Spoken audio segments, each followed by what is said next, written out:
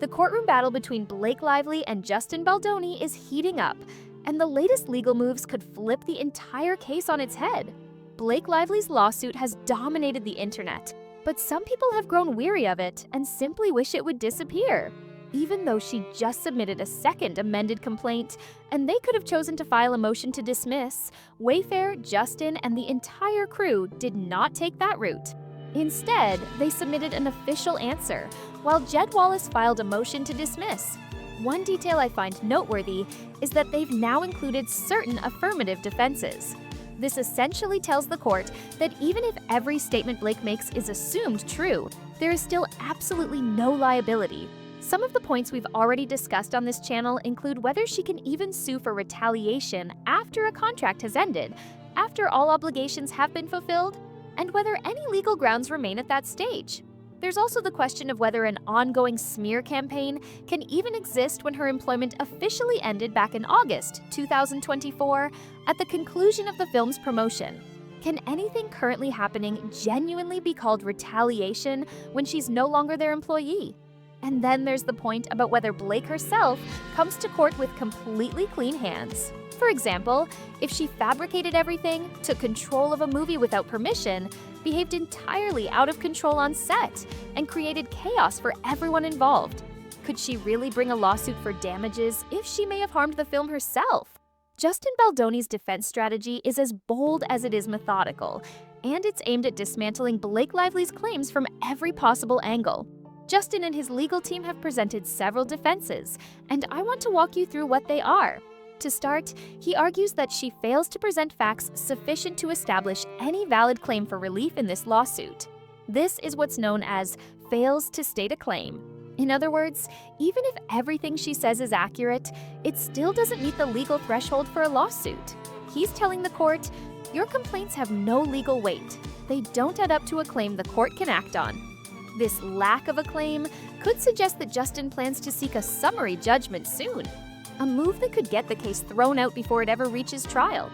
If, by the time summary judgment is considered, there's not enough of a case left, the court could dismiss it entirely. Justin also claims she lacks standing to bring this lawsuit, questioning whether Blake even has the legal right to sue him at all. Essentially, he's saying, even if something did happen to you, I wasn't involved, and I'm not the correct party to sue. This could mean she no longer has a contract with him, or perhaps she gave up her right to sue somewhere along the way. He also suggests that Blake may have waived her right to sue, acting in ways that contradict her current claims, possibly agreeing to something in the past, or staying silent when she should have objected. Since the film's production and promotion are over, his argument is that she can't complain now because she already relinquished that right. This line of reasoning directly challenges her credibility and timing, implying she waited far too long to act. If this matter was truly serious, she should have pursued it while everything was still ongoing. From attacking credibility to invoking powerful legal doctrines, Justin Baldoni's next line of defense cuts deep into Blake Lively's case. Justin is also claiming estoppel, meaning Blake's own prior actions prevent her from asserting these claims now. This applies when someone's past conduct contradicts their current statements. His position is that Blake's behavior wasn't in line with what she is alleging in this lawsuit. Because of the way she acted, she cannot bring this claim against him. He's essentially saying she made statements or took actions in the past that now render her lawsuit invalid. She cannot have it both ways. Whatever she previously did undermines her legal position today. If her actions were, for example, aimed at taking control of a film, or if she fabricated allegations to do so, he argues that such conduct bars her from filing this lawsuit at all. The defense he seems to favor most is the assertion that she has unclean hands.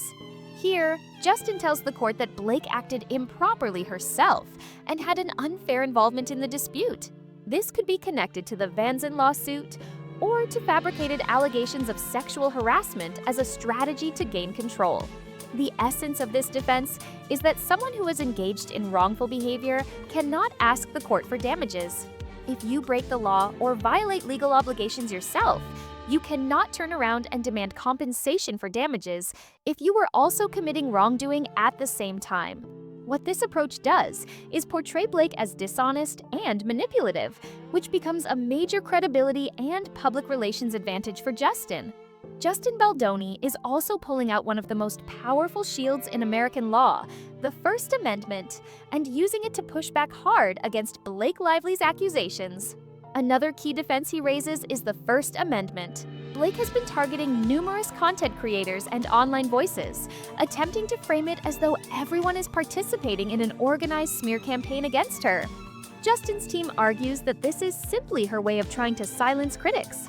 The argument is that Blake keeps attempting to stop what's being said about her online, but instead of ending the situation, her actions have only amplified it, giving people more reasons to keep talking. This is similar to the idea of not letting something naturally fade away. Once you keep reacting, you keep fueling the discussion. For example, Taylor Swift mentioned in a recent podcast with her boyfriend Travis that living in a constant environment of criticism and focusing all your energy on it only makes things worse. By dwelling on the negativity, you make it last longer and grow bigger. In this case, Justin's position is that even if he did make statements about her, such as calling her a bully, claiming she was trying to take over a film, or suggesting she was weaponizing feminism, that speech is protected by the First Amendment. He argues it is his constitutional right to express those opinions. In other words, you can't sue me for hurt feelings, Blake. Several of his defenses also point out that she brought this situation on herself. They claim she has not been harmed in any measurable way by Justin, and that she failed to take steps to minimize any alleged damage. Essentially, that she failed to mitigate harm. Justin Baldoni isn't just denying wrongdoing. He's telling the court that even if he had any obligations, he fully met them long ago.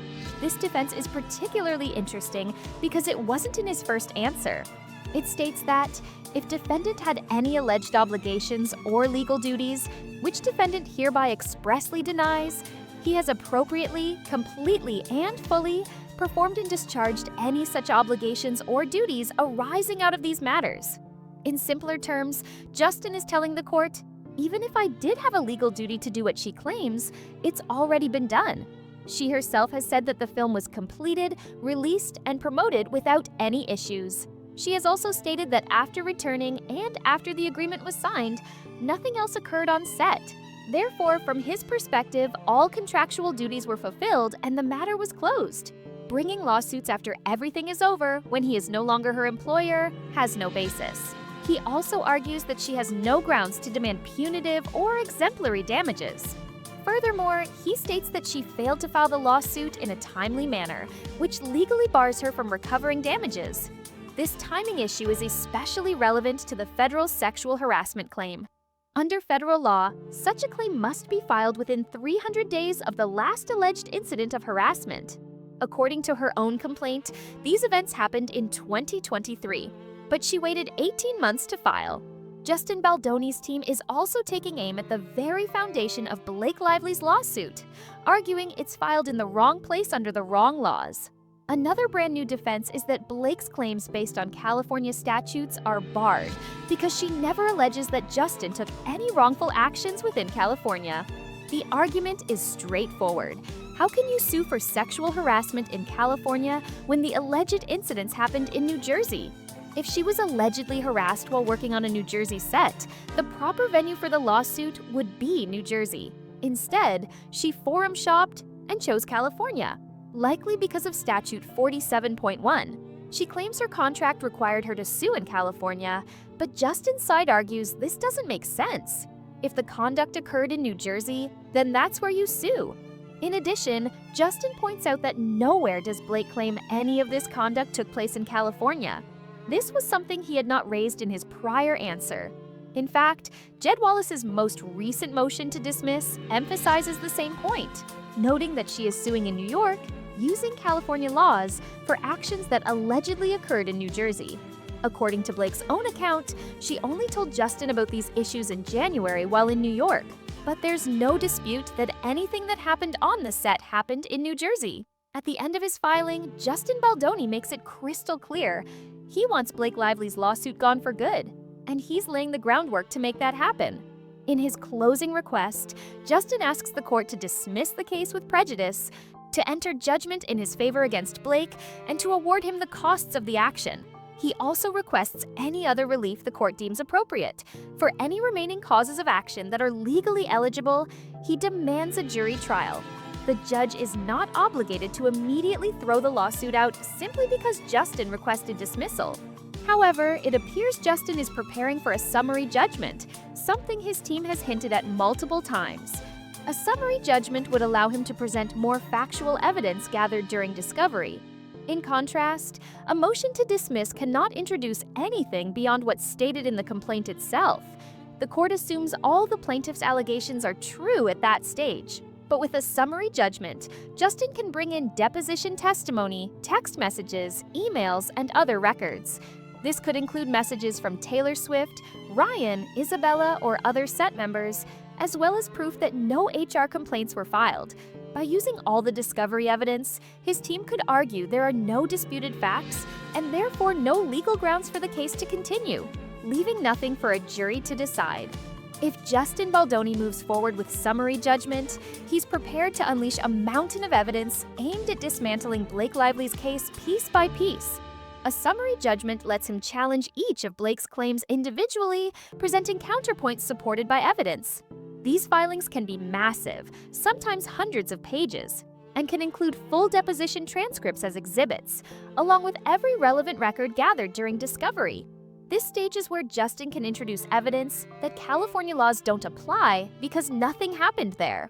It's also where he can raise the unclean hands defense again, demonstrate that she's barred from filing, and potentially show a copy of her contract indicating she waived certain rights. According to the argument, Blake has a history of using exaggerated legal claims and lawyer letters to achieve her goals. She often sends demand letters to get what she wants, then follows up with threats of legal action. While a judge might label that as hard bargaining, it creates a hostile dynamic between employer and employee. When negotiations happen under the constant threat of a lawsuit, it undermines good faith discussions because the other side feels pressured. Knowing that refusal could lead directly to being sued, Justin may have felt trapped. If he fired her, it could look like retaliation for her bringing forward claims. If he kept her on, he had to deal with her alleged non-cooperation. According to this view, she exploited that defensive position to her advantage from the very beginning. Justin Baldoni's legal stance suggests one thing. He doesn't believe this case will ever see a jury, and he's methodically explaining why. Justin's answer doesn't indicate that he wants this matter to go to trial. While there have been public statements about wanting a trial, his actual filing says the opposite. He only seeks a trial for causes of action that are legally triable, not for those that are barred. If her federal claims are dismissed because she didn't complete the necessary administrative steps, those will be removed at the summary judgment stage. If the California claims are dismissed because nothing happened in California, those will also be eliminated. Once those are gone, there's very little left. He can also argue that nothing she claims amounts to retaliation. Defending himself against false allegations online is not retaliation. Creating a strategy to protect himself from public accusations is not retaliation. In her own deposition, Blake told Justin's attorney that she believed the retaliation consisted of the retaliatory lawsuit and statements made by Brian Friedman to the public, which she feels harmed her reputation. But the law is based on facts, not feelings. Believing something is retaliation does not make it so. A lawsuit and a website hosting court documents are not retaliation. They are part of the legal process. Those documents are public records, not defamatory statements. Even though that website case was dismissed due to litigation privilege, the judge didn't find the lawsuit to be in bad faith and didn't rule it was based on Statute 47.1. He simply determined the claims were barred by litigation privilege. Don't miss the next headline. Like, subscribe, and turn on that notification bell.